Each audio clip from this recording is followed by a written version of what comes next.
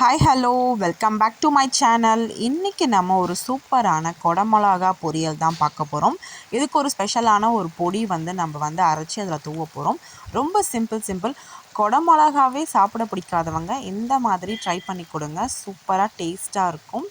வாங்க இதை எப்படி செய்யுதுன்னு பார்க்கலாம்.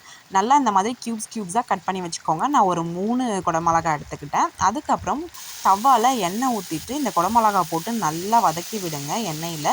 அதோட கொஞ்சம் உப்பு மஞ்சத்தூள் போட்டுட்டு நல்லா வதக்கிக்கோங்க. ஒரு அரை கிளாஸ் தண்ணி ஊற்றிக்கோங்க. குடமிளகா வெந்து வர வரைக்கும். இந்த மாதிரி வெந்து வந்ததுக்கப்புறம் இந்த பொடி சொன்ன பார்த்திங்களா, அதில் என்னென்னா உடச்சக்கல்ல ஒரு 100 உடச்சக்கல்ல 100 கிராம் உடச்சக்கல்ல எடுத்துக்கோங்க. அதுக்கப்புறம் அதோட 10 பல் பூண்டு, காஞ்ச மிளகா. நம்ம கேப்சிகமில் ஆல்ரெடியே உப்பு போட்டு நம்ம வதக்குனதால் இந்த பொடியில் போட வேண்டாம்.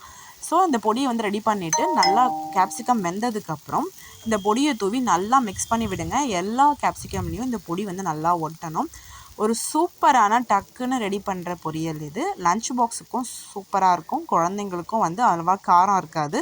சூப்பரான ஒரு டிஃப்ரெண்ட்டான டிஷ் இது. ட்ரை பண்ணி பாருங்கள். இதோட காம்பினேஷன் நம்ம சாம்பார், மிளகா கிள்ளி சாம்பார், அதுக்கப்புறம் தயிர் சாதம், ரசம் சாதம் எல்லாத்துக்குமே வச்சுக்கலாம்.